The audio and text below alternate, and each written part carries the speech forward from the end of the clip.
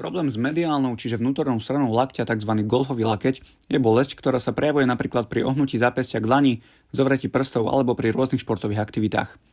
Na rozdiel od tenisového lakťa je menej bežná, ale aj tu si vieme pomôcť rôznymi cvičeniami. Okrem zníženia tréningovej záťaže patrí medzi účinné spôsoby automasáž s vhodnou loptičkou, ideálne čo najtvrdšou, ktorou si prechádzame oblasť okolo lakťového kĺbu, primárne z vnútornej strany. O posilnenie flexoru zápestia sa postará cvik, pri ktorom nám ide práve o ohnutie, čiže flexiu zápestia s ľahšou jednoručkou, pri väčšej bolesti aj s dopomocou ruky pri zdvíhaní závažia. Pracujeme kľudne aj na zdravej končatine, nielen na bolestivej. Ďalšou formou je pohyb zvaný pronácia a supinácia, opäť s jednoručkou, poprípade nejakou palicou či kladivom. Vždy je dôležité zafixovať predlaktie opretím o nohu alebo o lavičku. Držanie alebo nosenie ťažkého závažia, či už kotúča alebo kettlebellu, nám pomôže posilniť úchop, váha načinia musí byť ozaj ťažká. Problém pri bolesti lakťa treba hľadať aj inde.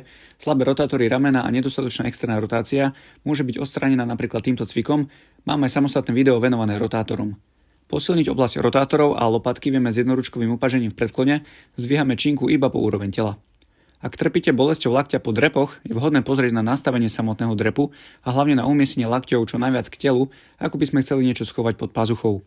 Na to je samozrejme potrebná dostatočná hybnosť v ramene a svale latissimus, ktorý vieme podnaťahovať s pomocou tyče, ktorú si uchytíme pod matom alebo aj palicou v pozícii na kolenách, kde využívame nejaký box alebo lavičku.